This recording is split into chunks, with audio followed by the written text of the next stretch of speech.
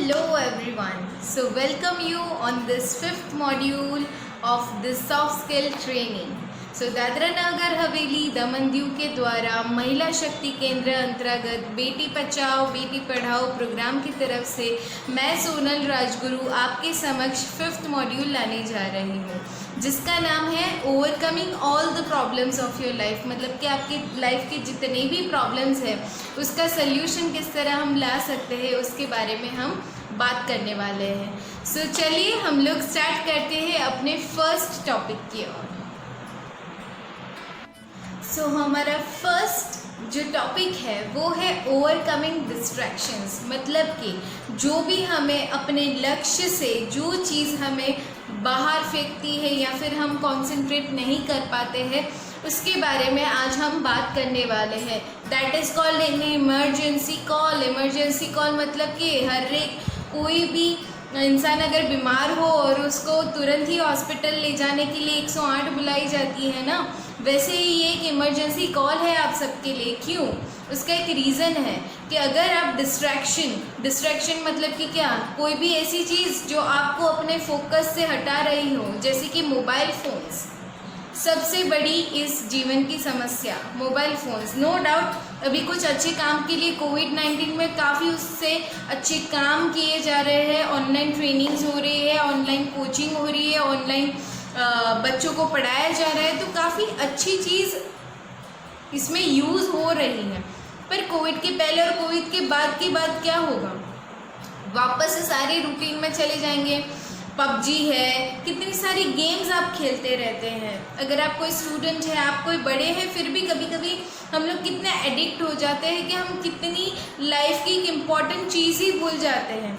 चलिए आज मैं आपको 4 स्तर में, जीवन के 4 स्तर में, ये मोबाइल फ़ोन्स है, कंप्यूटर्स हैं या फिर आईपैड आप कुछ भी यूज़ कर रहे हो, तो उसमें किस तरह इसका इफ़ेक्ट आता है चारों स्तर के लाइफ में। इसको बोलते हैं wheel of life. Wheel of life किस तरह इसमें इफ़ेक्ट करता है उसके बारे में मैं आपको बताने वाली हूँ। तो भाई क्या है? सबसे पहली बात तो एक फ़िज़िकल हेल्थ। जैसे कि अगर आप पूरा दिन मोबाइल में लेके बैठते रहते हैं, टीवी देखते रहते हैं या फिर कंप्यूटर में अपनी गेम्स खेलते रहते हैं, तो उसमें क्या होता है? Basically you are distracted. पढ़ाई की जगह पे आप कुछ और ही कर रहे हो, साथ साथ में आपका खेलना कूदना भी बंद हो रहा है। आपकी फ़िज़िकल हेल्थ भी तो इफ़ेक्ट कर रही है। ये सिर्फ बच्चों के लिए नहीं है पर बड़ों के लिए भी बहुत ही इम्पॉर्टेंट इमरजेंसी कॉल है। हम फेसबुक, व्हाट्सअप, इंस्टाग्राम पे इतने इन्वॉल्व हो गए, जैसे कि टिकटॉक था तब तक की बात कर सकती हूँ मैं कि टिकटॉक भी एक वन ऑफ द रीज़न है। अभी कुछ और भी इंस्टाग्राम पे रील्स चालू हुए हैं। रोपोज़ो हमारी एप्लीकेशन है इंडिया की। सो मैनी थिंग्स, जो बहुत सारी चीज़ें हमें डिस्ट्रैक्ट करने जा रही है और हम कितना टाइम वेस्ट कर देते हैं एफबी पे दूसरों की पंचायत करने में। सो क्या हम उससे बाहर निकल सकते हैं? क्या आप कोई स्टूडेंट है but you need to control your self. आपको करना ज़रूरी है। अगर आप उसमें से बाहर नहीं आओगे तो आप कुछ नहीं कर पाओगे। आप अपने जीवन के स्तर में हमेशा सफरिंग रहने ही वाला है। ऐसा बोलते हैं कि कोई इंसान अगर सिगरेट फूंकता है, एक चेन स्मोकर है ना, ये सोशल मीडिया उससे भी डेंजरस अपनी हेल्थ को इफ़ेक्ट कर सकता है। क्या आप जानते हैं? अगर मैं एग्जांपल लूँ, कोई जो लोग सिगरेट फूंकते हैं, ठीक है, उनको एक हैबिट होती है, उनको जितना बॉडी में डैमेज नहीं होगा ना उतना ये मोबाइल फ़ोन करता है। और एक बात आपको इन्फॉर्मेशन के लिए मैं बता दूं कि जो मोबाइल फ़ोन्स आप यूज़ करते हैं ना, उसकी जो एक वाइब्रेशंस होती है वो अपनी बॉडी पे इतना इफ़ेक्ट करती है कि आपके जो बॉडी के कण होते हैं, अणु होते हैं, अंदर सेल्स होते हैं, उसको वो मार देता है। ये आपको समझना बहुत ज़रूरी है। तो आजकल की जो युवा पीढ़ी है, जो इवन दूसरे भी लोग जो कंटिन्यूसली फ़ोन पे रहते हैं, उनको ये समझना बहुत ही ज़रूरी है कि आपको इन सारी चीज़ें जो आपको डिस्ट्रैक्ट करती है, टीवी चैनल्स, फालतू की सीरियल्स जो आपके घर को भी बिगाड़ती है, वाई यू आर इन्वॉल्विंग, आपको उससे हटके कुछ और देखो, अपने बच्चों के भी कुछ और दिखाओ। कार्टून के अलावा भी डिस्कवरी चैनल्स है, कितनी सारी ऐसी चैनल्स हैं जो आपको बहुत हेल्प आउट कर सकती है। चलिए हमने फिज़िकल हेल्थ के बारे में तो बात की, पर इससे होती हुई बीमारी के बारे में भी बात कर लेते हैं कि लोगों की जो एक मेमोरी है, जो एक पावर है, जो एक शक्ति है, बुद्धि है, उसको वो हर लेती है। भगवान कहते हैं कि जो भी इंसान अपने फोकस, जो अपने लक्ष्य से कुछ और करता है तो वो कभी अपना लक्ष्य नहीं पा सकता। तो आपको ये ज़रूरी है कि डिस्ट्रैक्शन एक सबसे बड़ी रुकावट बन सकती है। अगर आपको कुछ ज़िंदगी में करना है तो इन डिस्ट्रैक्शन से दूर रहिए और अपने लक्ष्य पे फोकस कीजिए। जो अगर आप स्टूडेंट हैं तो आपको अपने पढ़ाई पे फोकस कीजिए। नो डाउट मोबाइल का यूज़ में बंद करना इट्स नॉट पॉसिबल, पर हाँ उसका टाइम आप घटा दीजिए। जो पहले आप करते थे उससे बेटर लेके कुछ ऐसे आप 1 घंटे दिन में या फिर एक हाफ एन आवर आप चूज़ कीजिए, आधा घंटा चूज़ कीजिए जिसमें आप सिर्फ वही करते हो। ज़िंदगी में जैसे कि मैंने आपको टाइम मैनेजमेंट सिखाया, ठीक है, उसके अंदर आप टाइमिंग के हिसाब से अपने दिन का पूरा स्केड्यूल कीजिए। मैंने आपको पहले भी टास्क दिया था कि आपको घर पे क्या करना रहेगा। आप एक शीट बनाइए जिसमें आप टाइम वेस्ट कहाँ पे कर सकते हैं, तो उसमें आपको डायरेक्शन की खुद भी खुद आपको लिस्ट भी मिल जाएगी, जहाँ से आपको जो आपके लक्ष्य से भटका रहा है उसके बारे में आपको पता चल सकेगा। ठीक है, सो ये एक टॉपिक था। सेकेंड है एंगर। एंगर मतलब कि गुस्सा आना। ठीक है, ये भी साथ साथ में हम लोग आगे लेने वाले हैं। पहले तो हमने ये ओवरकमिंग डिस्ट्रैक्शंस, जो चीज़ हमें अपने लक्ष्य से हटा रही है उसके बारे में हम कंटिन्यूली बात करेंगे। सेकेंड चीज़ वो है कि जैसे कि फिज़िकल हेल्थ के बारे में बात की, अभी करेंगे हम इमोशनल हेल्थ की। किस तरह वो आपका दिमाग चेंज करता है। क्या आपको पता है कि वो आपकी बुद्धि को तो सबसे पहले हर ही लेता है, और साथ साथ में आपकी जो एक क्रिएटिव शक्ति होती है, कुछ करने की क्षमता, कुछ इमोशंस बताना, मतलब कि आपकी जो भावनाएं हैं वो बताने का ज़रिया चेंज हो जाता है। आज एक ही घर में 4 जन रहते हैं पर एक दूसरे को एक्सप्रेस नहीं कर पाते। व्हाट्सएप में सबको मैसेज कर देते, वो इमोजीज है। अभी हमारे जो इमोशंस है उसको कौन सी चीज़ों ने रिप्लेस कर दिया, आप उसके बारे में सोचिए कि टेक्नोलॉजी के आने के बाद जो इंसान एटलीस्ट फ़ोन करके रो रहा था, अब वो फ़ोन पे रो रहा है, मैसेज करके रो रहा है। What is this? क्या वो हमारे इमोशनल एक वेलबींग की कमी नहीं लगती है आपको? तो this is a major problem जो अभी की युवा पीढ़ी अपने आप को एक्सप्रेस नहीं कर पाती। आप सिर्फ स्माइली भेजते तो क्या आप रियल ज़िंदगी में खुश हो? क्या आप खुश हो? आप बताते ही नहीं हो। So this thing is happening. तो इससे हमें बाहर आके कुछ और उजाले की तरफ जाना है। देखो, कोई भी इन्वेंशन होता है ना, कोई भी चीज़, एक नई चीज़ बनी हुई होती है, वो या तो हमें फलस्वरूप अच्छी भी साबित होती है और बुरी भी साबित होती है। तो हमें अपनी ज़िंदगी में उसको अच्छी साबित होने देना या बुरी साबित होने देना, वो आप पे डिपेंड करता है। आज लोग, जैसे कि व्हाट्सएप की मैं बात करती हूँ, अगर एक दूसरे से, जैसे कि कोई भी लड़का लड़की है या फिर कोई भी पेरेंट या फिर फ्रेंड्स के साथ आप बात कर रहे हैं, ठीक है, मैसेज के थ्रू आपने कर दिया कुछ ऐसा टेक्स्ट, झगड़ा हो गया मैसेज पे, तो सामने वाले इंसान को क्या पता चलने वाला है कि आप कितने गुस्सा हो, आपको क्या फील कर रहे हो? आप फ़ोन पे बात करने के लिए रेडी नहीं होते हो। आप चाहते हो कि आप आइसोलेट हो जाओ, आप कहीं पे बैठ जाओ, चुपके कहीं पे चले जाओ। क्या ये सोल्यूशन है? नहीं नहीं नहीं, ये बिल्कुल भी सोल्यूशन नहीं है। एक तो ये सारे जो मैसेजेस आ जाते हैं, लोगों के बीपी भी ऊपर हो जाते हैं। क्या आपको पता है कि आपकी हेल्थ को इस तरह इफेक्ट कर रहे हैं? एक रिसर्च था जिसके अंदर मेंशन किया गया था कि जो लोग मतलब एक फ़ोन भी आता है तो भी हम लोग का जो एक हार्ट रेट लेवल होता है ना, उसमें भी ऊपर नीचे रजिस्टर किया गया था। तो आप सोचिए कि मोबाइल अभी कितना सारी चीज़ें रिप्लेस करता जा रहा है। धीरे धीरे टीचर्स को रिप्लेस कर लिया उसने, गूगल के थ्रू, यूट्यूब में सब लोग सीखने लगे। पर एक्चुअली हमारी जो एशियंट इंडिया था, जिसके अंदर बहुत सारी चीज़ें हमें सीखने मिलती थी, हमारे पूर्वजनों जो सिखाते थे, वो एक्चुअली असली पद्धति है पढ़ने की। पर अभी तो सारी चीज़ें चेंज हो गई है। और हम लोग तो वो बोलते हैं ना कि एक डॉगी होता है ना, डॉगी, कुत्ता, ठीक है, वो एक्चुअली हमारा फ़ोन और हम हैं, ठीक है, और वो जो बेल्ट है ना वो चार्जर है। तो अभी के यंगस्टर्स तो बेड भी वैसा चूज़ करते हैं जहाँ पे प्लग हो ताकि वो चार्ज कर सकें। तो आप सोचो कि इस मोबाइल फ़ोन या फिर टीवी हो या फिर कोई भी गैजेट हो, कोई भी ऐसी चीज़ जो आपको डिस्ट्रैक्ट कर रही है, वो आपकी ज़िंदगी को बर्बाद कर रही है। अपने लक्ष्य से जो भी चीज़ आपको डिस्ट्रैक्ट कर रही है, जो आपको डिस्टर्ब कर रही है, वो आपके लक्ष्य को नहीं, आपको उसको नो बोलना है, ठीक है। आगे मैं आपको बताती हूँ कि दूसरा जो सोशल के रिलेटेड जो हम लोग बात कर रहे थे कि जैसे कि आपके फैमिली मेम्बर्स, जो ये मोबाइल फ़ोन्स है, टीवी है या फिर कंप्यूटर्स है, जो आपको दूसरी ओर ले जाती है, एक गलत राह पे भी ले जाती है। देखो, कोई भी चीज़ आपके लिए अच्छी भी हो सकती है और बुरी भी हो सकती है। जैसे कि मैंने पहले ही बोला, अगर आप उसको अच्छी तरह से यूज़ करते हैं तो वो आपके लिए अच्छी बन जाती है, बट अगर आप गेम्स है, फालतू चीज़ों में अगर उस चीज़ का प्रयोग कर रहे हैं तो फिर वो आपके लिए एक प्रॉब्लम्स क्रिएट करता है। जैसे कि आपकी फैमिली में अगर आप बैठे बैठे सिर्फ मोबाइल में हैं, गेम्स खेलते हैं और यहाँ किसी के साथ आप चैट कर रहे हैं, आप बातें कर रहे हैं, आपके सामने जो आपके माँ बाप है या फिर उन पे भी तो आपको ध्यान देना है। ये मोबाइल फ़ोन्स के आने के बाद काफ़ी घर टूट रहे हैं।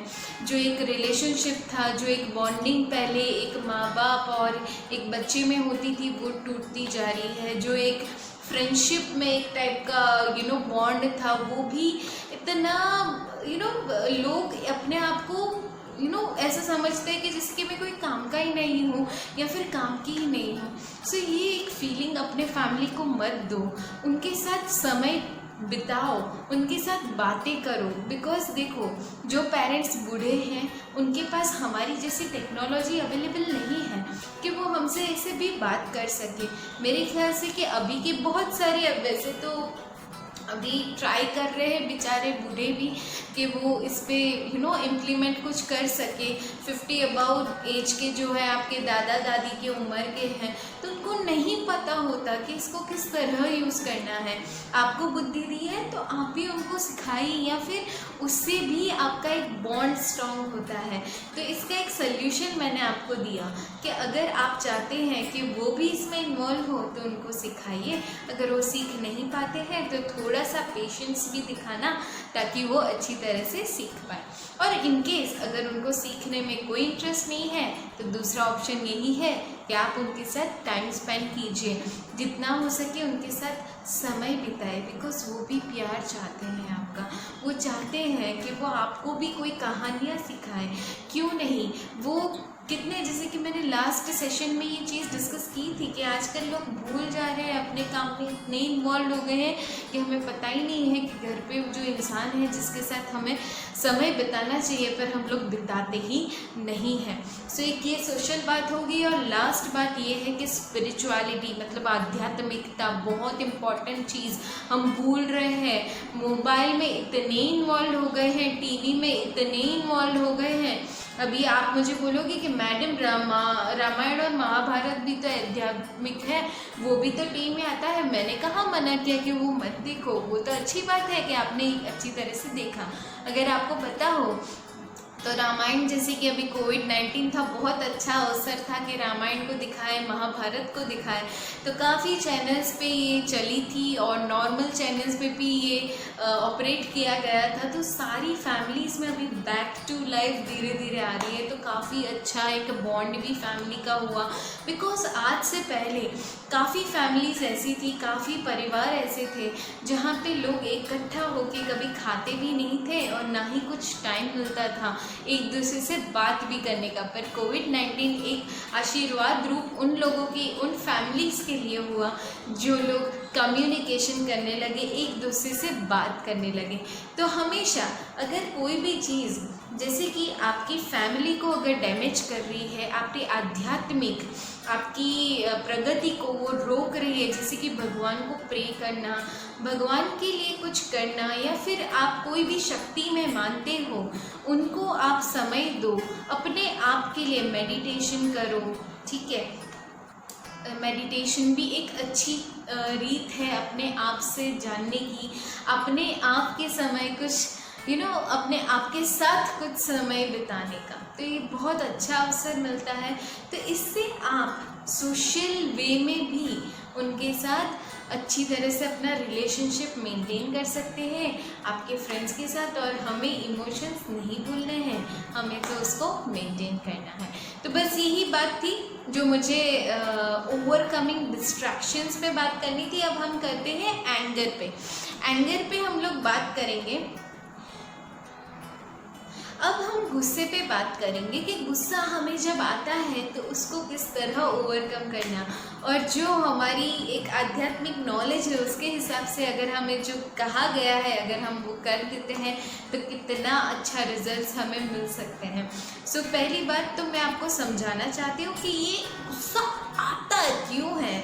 तो भाई गुस्सा इसलिए आता है क्योंकि देखो, कोई भी बात हो, फॉर एग्जाम्पल अगर हम कोई भी दुनिया की या आपकी वस्तुओं से या फिर कोई व्यक्ति से आप जब अटैच हो जाते हैं, अटैच मतलब कि जुड़ जाना, जब आप बहुत गहराई से अपना नाता उससे जोड़ देते हैं और जब वो इंसान या वो चीज़ आपके हिसाब से नहीं होती है तब जाके आपको गुस्सा आता है।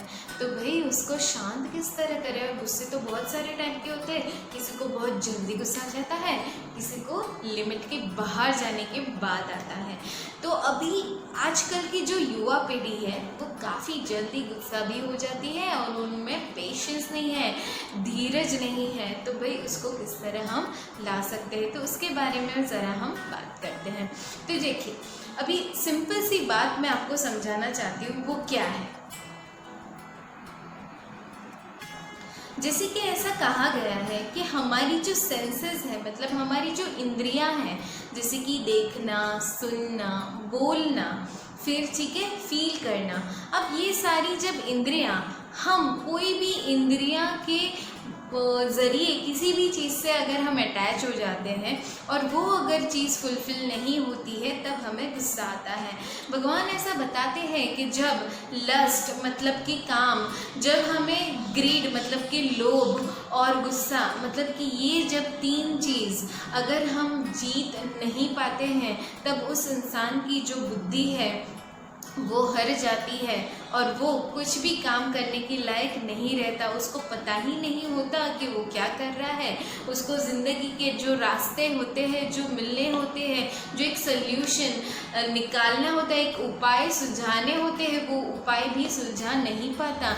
ये तीन एक मेजर चीज़ है जो हमें परेशान करती है और उसमें से एक गुस्सा भी है। तो ये गुस्सा तो नाश कर देता है।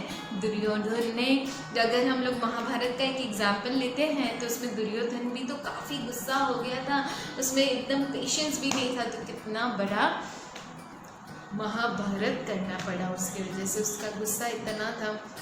उसको काफ़ी समझाया गया था पर वो समझ नहीं पाया, उसकी वजह से उसकी बुद्धि हर ली थी गुस्से ने। ठीक है, अब जब मैं बोलती हूँ गुस्सा, ठीक है, मुझे गुस्सा आता है मतलब कि क्या हम लोग क्रिएट करते हैं, हम उसको बनाते हैं, है ना। गुस्सा कभी आता नहीं है, वो खुद बे खुद थोड़ी ना आता है। ये थोड़ी ना कोई ऐसी है कि आप यूरिन पास कर रहे हो या वॉशरूम जा रहे हो, टॉयलेट जा रहे हो, तो वो तो नेचुरल है ना, नेचुरल प्रोसेस है। तो गुस्सा कोई नेचुरल प्रोसेस नहीं है, वो हमारे हाथ में है ना, वो हमारे कर्म में आता है अगर हमें गुस्सा करना या नहीं करना, कौन से टाइम पे गुस्सा करना चाहिए। मैं मना नहीं करती हूँ। जब धर्म का कुछ वो हो, जैसे कि कुछ ख़राब बहुत ही हो रहा हो और सत्य की आपको हेल्प करनी हो तो आप ज़रूर से करिए, मैं उसका मना नहीं कर रही हूँ। पर हाँ, जो आजकल की युवा पीढ़ी छोटी छोटी बात पे बहुत ही गुस्सा हो जाती है, माँ बाप कुछ पूछ लेते हैं और कुछ भी आप बोलने लगते हो, ये अच्छी बात नहीं है। और ये चीज़ आपको आपकी बॉडी को भी उतना ही इफ़ेक्ट देती है। जब आप गुस्सा हो जाते हो आपका हार्ट रेट एकदम बढ़ जाता है और वैसे लोग उनकी जो ज़िंदगी का एक स्पैन होता है ना वो कम हो जाता है। अगर आप लंबी ज़िंदगी जीने वाले हो, जो लोग ज़्यादा गुस्सा करते होंगे कम हो जाती है। क्यों? वो बिकॉज आप जैसे ही गुस्सा करते हो आपका जो आपका ब्रेन है वो बहुत ही फास्ट तरीके से चलता है कि उसको कुछ और वो कोई इन्फॉर्मेशन को डालना ही नहीं चाहता और वो कुछ समझना भी नहीं चाहता होता। तो उस समय पे क्या करें? देखो, पहली बात तो एक सिंपल सी टेक्निक आपको समझाती हूँ। जब भी गुस्सा है ना, तो सिर्फ 2 सेकेंड, सिर्फ 2 सेकेंड के लिए आप पॉज हो जाए। पॉज का मतलब कि क्या? आप थोड़ा सा रुक जाइए, रुक के रिएक्ट कीजिए, पहले समझने की शक्ति को उजागर होने दीजिए। अगर आपको गुस्सा आ जाता है, आप थोड़ा सा पॉज हो जाइए और आप सोचिए कि उस इंसान ने मुझे अगर ये बोला तो क्यों बोला। पहले तो उसकी बात करिए, उसकी जांच कीजिए, फिर आप रिएक्ट करिए। ठीक है, तो कुछ टिप्स हैं जिससे आप अपने गुस्से को कंट्रोल कर सकते हैं, उसके बारे में हम बात करते हैं। ठीक है, तो पहला पॉइंट है कि कभी कभी हम जब सडन ऑफ रिएक्ट कर देते हैं ना, मतलब कि जो हम तुरंत एक्शन में आ जाते हैं या फिर किसी को मारने लगते हैं या फिर तुरंत ही गुस्सा होके कुछ भी बोल देना, तो इट्स बेटर कि ना बोलो और चुप बैठ के सुनो। देखो, कोई इंसान होते हैं ना, वो नहीं समझने वाले हैं, उनकी शक्ति हर चुकी है उनकी बुद्धि में। तो क्या हमें भी गुस्सा होके उनके सामने रिएक्ट करना होगा? नहीं, उस टाइम पे पॉज हो जाइए, शांति रखिए, एकदम स्टॉप हो जाइए और तब पहले उस इंसान के बारे में आप समझ लीजिए, उसको क्या बोलना है उसको बोल लेने दीजिए। फिर बाद में जब समय आए, तब जब वो अच्छे मूड में हो, तब जाके आप अपनी बात रख सकते हैं। दूसरी बात ये कि कभी भी आर्ग्यूमेंट मत कीजिए। मतलब कि अगर कोई इंसान आपको फॉर एग्जांपल मेरी और मेरी फ्रेंड के बीच में बहुत ही बड़ा झगड़ा हो गया, झगड़ा इन द सेंस कुछ उसने मुझे ऐसी बातें बोलना स्टार्ट किया जो मैंने एक्चुअली नहीं की है, तो ऑब्वियसली मुझे मन करेगा कि मैं उनको बोलूँ कि ये चीज़ हुई थी, तू तो ऐसी है, तू तो वैसी है। अगर मैं आर्ग्यूमेंट करूँगी ना, ठीक है, तो वो बात बढ़ेगी। तो बात बढ़ाना नहीं है, हमें स्टॉप करना है और हमारे गुस्से को भी कंट्रोल करना है। तो क्या करना है? उस टाइम पे पॉज अगेन करना है, उसको बोल देने दो, कुछ मत बोलो आप साथ, तब जाके। देखो, ये चीज़ इजी नहीं है, आपके बरसों की जो प्रैक्टिस रही है वो हमेशा रहने वाली है, पर आपको उससे थोड़ा सा तो बदलना पड़ेगा। जब आप बदलते हैं, आपकी दुनिया भी बदल देती है। ठीक है, थर्ड पॉइंट ये है कि सबसे पहले फॉर एग्जाम्पल सच और झूठ के बारे में अगर कोई फैसला होना हो कि मैं सच्ची हूँ, तू गलत है, ठीक है, तो हमें कोई वो गलत है कि नहीं उससे मतलब नहीं रखना है। तुम सच्चे हो ना, तो उस टाइम पे क्या करना है आपको अगर वो इंसान ऐसा बोल रहा है कि तू ऐसी है, तूने ये किया, तूने वो किया, ठीक है, ऐसा बहुत सारे घरों में, बहुत सारे रिलेशंस में, बहुत सारे रिश्तों में ये सारी चीज़ें होती है और उसकी वजह से बहुत बड़ी दरार भी पैदा हो जाती है। और आजकल की युवा पीढ़ी में जो पेशेंस नहीं है, उसकी वजह से काफ़ी डिवोर्सेस भी होते हैं। स्कूल में स्टूडेंट्स एक दूसरे का मर्डर भी कर देते हैं। तो इतने हद तक की लेवल का एक पेशेंस लेवल बिल्कुल नहीं है, लोग रिएक्ट ज़्यादा कर रहे हैं। तो वही चीज़ को आपको कंट्रोल में लाना है। तो भाई कंट्रोल कब आएगा? जब आपकी आँख, नाक है, आप जब सुनते हो, आप जब सोचने समझने की शक्ति है, ये सारी चीज़ें जब एक साथ कब आ सकती हैं? जब आप शांत हो जाते हो, जब ऑन दी स्पॉट अगर कोई इंसान आप पे ब्लेम डाल रहा है, तेरे वजह से ये हुआ, तूने ये किया, भाई तुम्हें पता है ना, उस भगवान को पता है, उस परमात्मा को पता है ना कि आप सच्चे हो, फिर कोई भी टेंशन की ज़रूरत नहीं है।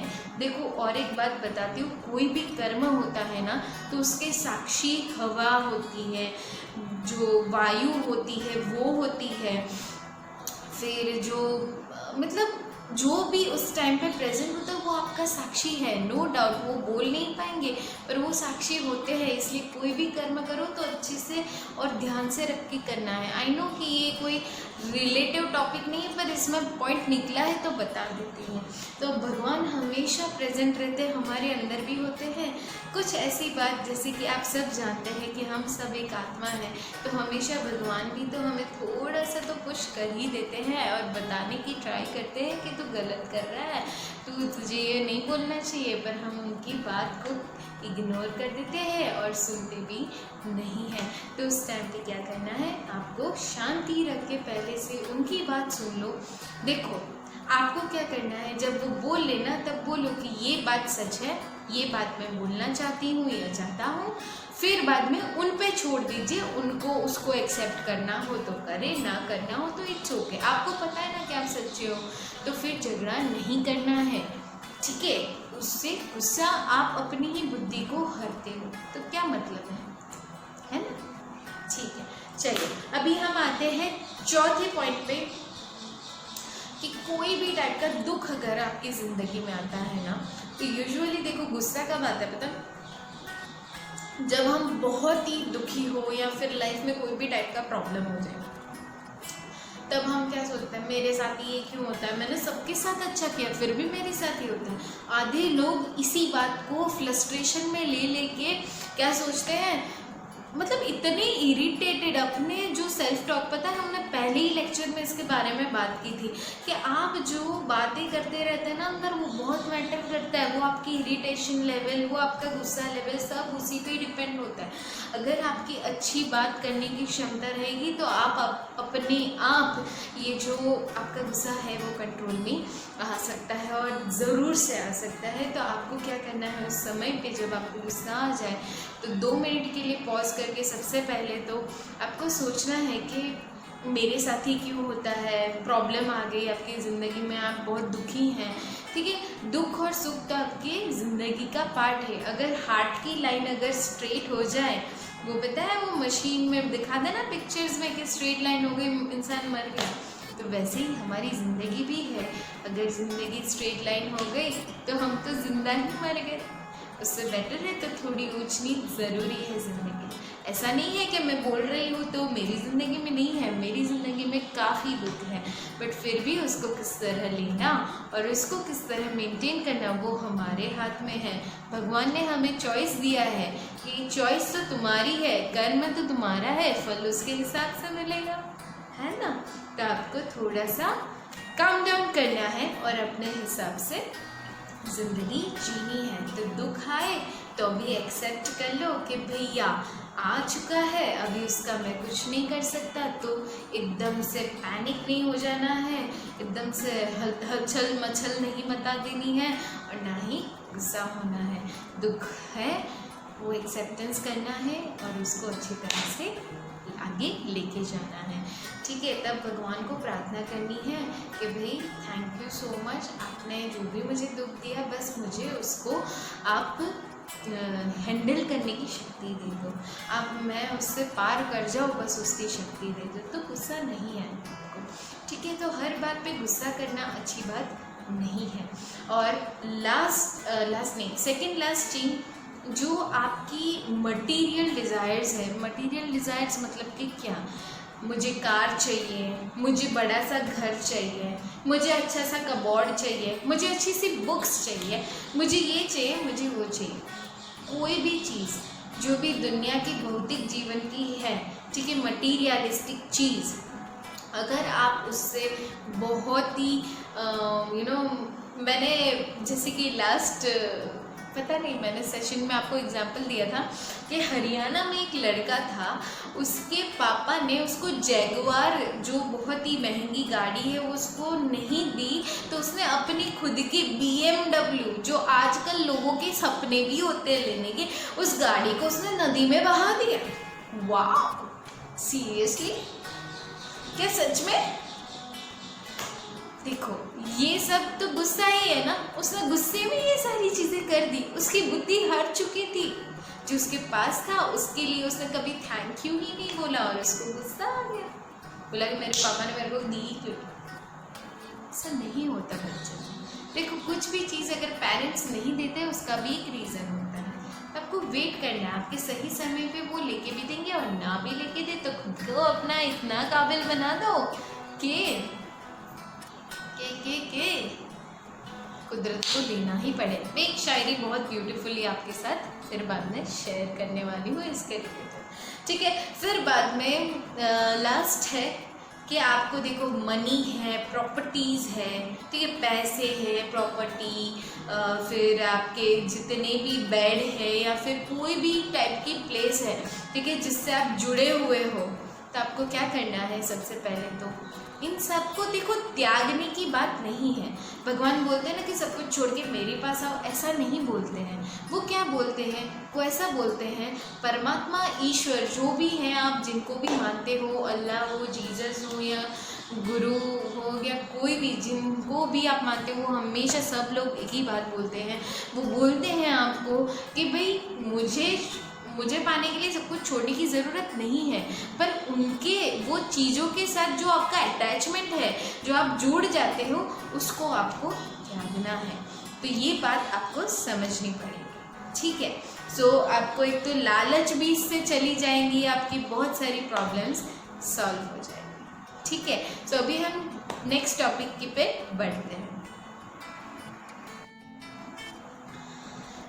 अभी हमने डिस्ट्रैक्शन और एंगर के बारे में बात किया कि उसको किस तरह हम बाहर निकल सकते हैं, और बहुत सारे दूसरे टॉपिक्स हैं जिस पे हम बात करने वाले हैं। अभी देखो, मैं सारी चीज़ें बहुत ही शॉर्ट वे में आपको एक्सप्लेन करने वाली हूँ, ताकि आपको बहुत ही ये 5 से 10 मिनट में आपको सारी नॉलेज मिल जाए, और साथ साथ में आपको किस तरह उसको टैकल करना है और हैंडल करना है अपनी लाइफ में, तो बहुत ईजी तरीके से हम सीखने वाले हैं। तो जैसे कि हमने मेजर पार्ट कवर किया कि भाई अपने आप को डिस्ट्रैक्ट मत कीजिए, अपना एंगर को भी मत उसको बीच में आने दीजिए, आपकी लाइफ की सारी प्रॉब्लम सॉल्व हो जाती है। फिर बाद में हम आते हैं फीलिंग डाउन, और डिप्रेशन आ जाता है, हमें फियर भी हो जाता है, ठीक है, हमें डर लगता है। यूजुअली डर उन लोगों को लगता है जिनको अपने आप में कॉन्फिडेंस नहीं होता, और हमने ऑलरेडी कॉन्फिडेंस का जो टॉपिक है वो कवर कर चुके हैं। और प्लस जिन लोग को, देखो, फियर कब आता है पता है?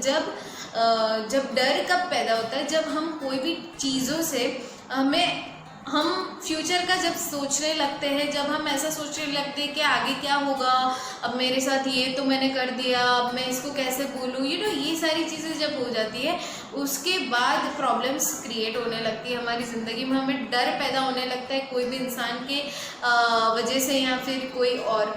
देखो, आपको एक बात समझनी है कि आप अकेले नहीं हैं। सबसे पहले तो ये भी बात मैं कवर अप करने वाली हूँ कि लोनली, जब जो लोग ऐसा समझते हैं कि मैं अकेला हूँ या अकेली हूँ, तो ऐसा नहीं समझना है।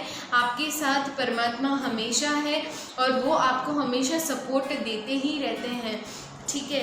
तो आपको, और अगर आपको ऐसा डर बहुत ही लग रहा हो, तो आपसे कोई बड़े हो, बुजुर्ग हो, जिनसे आप शेयर कर सकते हो, कोई आपके फ्रेंड्स हो जिनको आप बता सकते हो, तो आप उनके पास जाके शेयर कीजिए। पर इस डर में जीना अच्छी बात नहीं है। डर होना मतलब कि कौन सा डर होना अच्छी बात है, टेंशन होना कब अच्छी बात है? जैसे कि पढ़ाई का एग्जाम्स आ रही है, नहीं, पर डर नहीं होना चाहिए, थोड़ा सा हल्का सा टेंशन होना चाहिए कि नहीं यार, मेरे को कंप्लीट करना है, तो जल्दी से मैं पढ़ लूँ।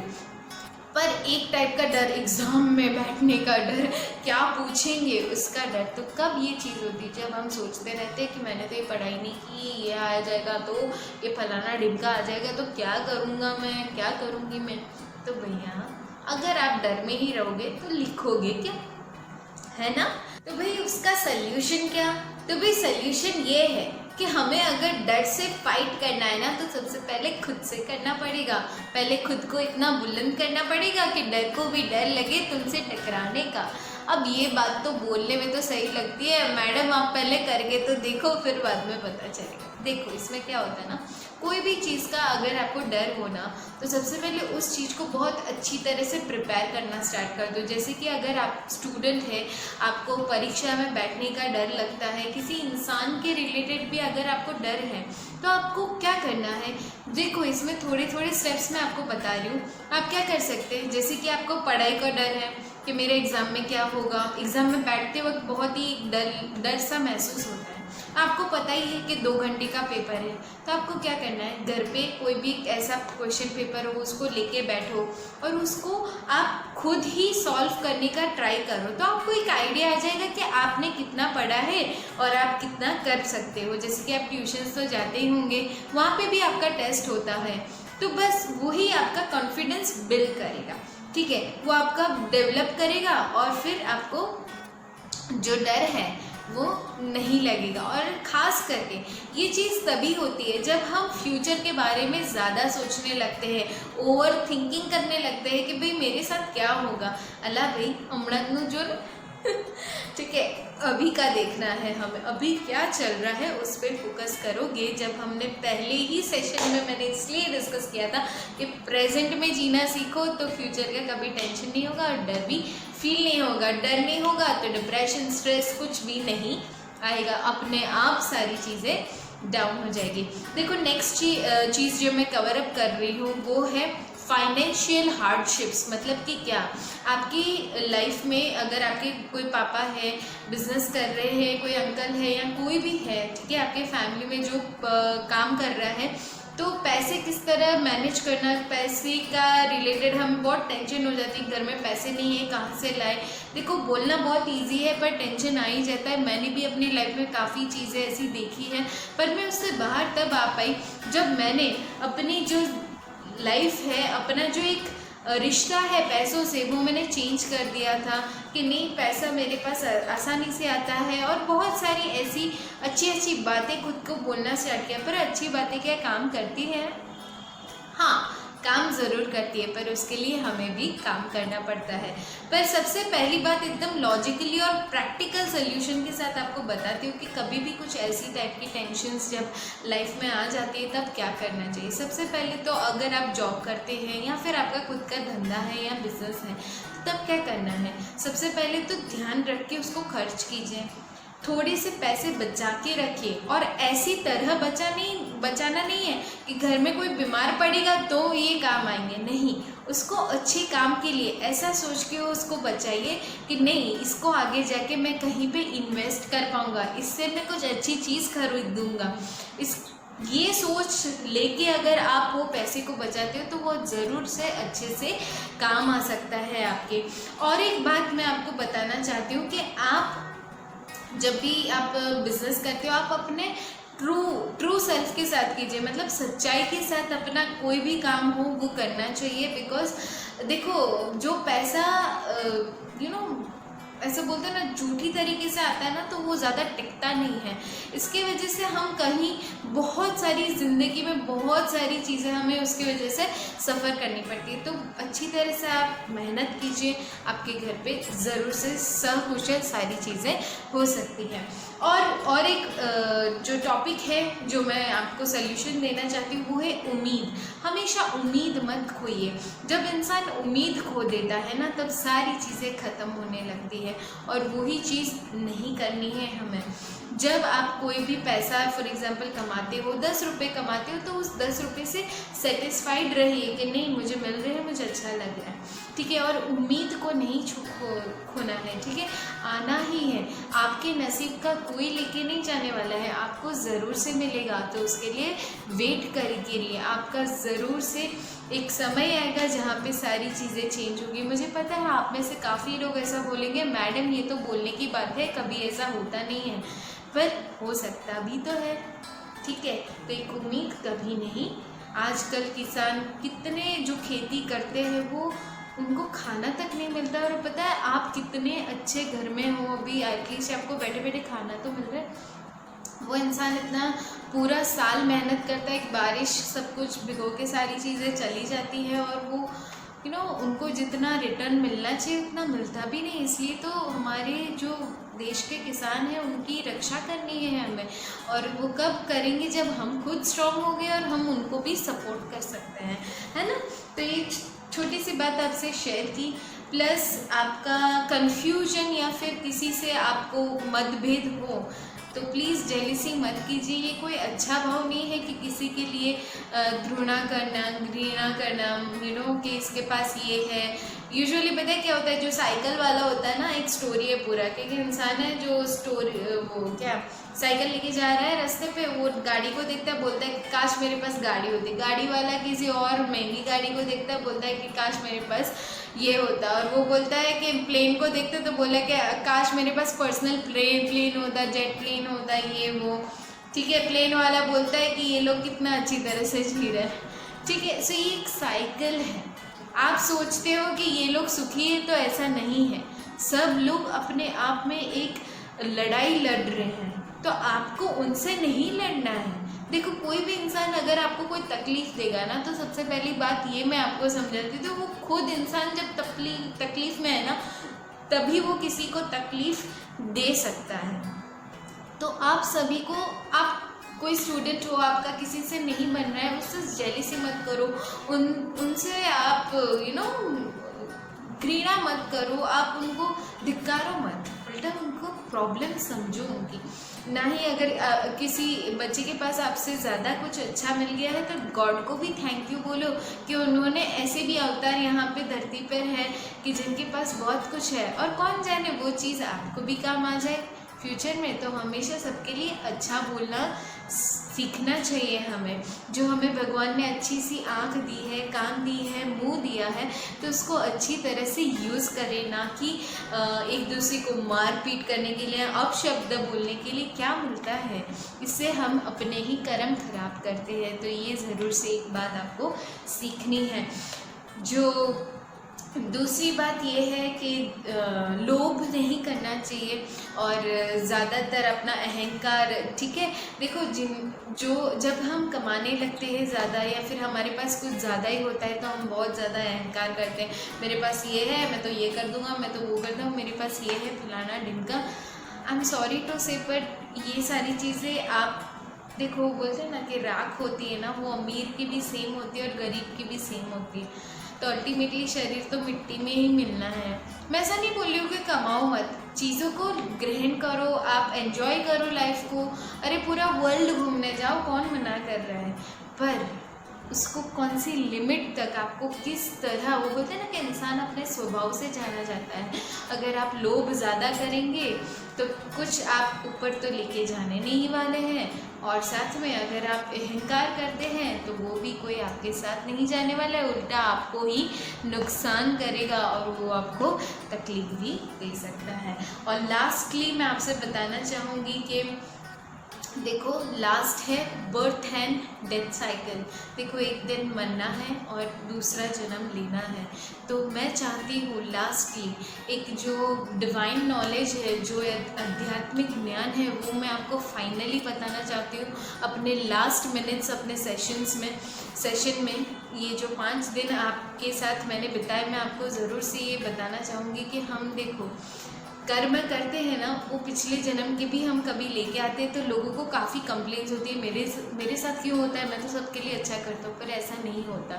वो अपने कर्म भी आप यहाँ पे कैरी फॉरवर्ड करके लाते हो, उसकी वजह से वो संस्कार भी कभी कभी आ जाते हैं, जिसकी वजह से हम कभी सफ़र करते हैं। पर वो ज़रूर से अच्छा हो सकता है जब आप ये सारी चीज़ें जो हमने गुस्सा है, प्राइड है, बहुत सारी चीज़ें जो अब हम कंट्रोल करते हैं, तब ये सारी चीज़ें अच्छे से सेटल हो जाती है। और हम अगर अच्छे कर्म करेंगे, हम सबका भला इच्छेंगे, और जिनके पास बहुत कुछ है, हमसे भी ज़्यादा है, तो उनको उल्टा भगवान को थैंक यू कहना कि यार तुमने कितना अच्छी चीज़ें बनाई है ज़िंदगी में कि मेरे को देखने मिल रही है।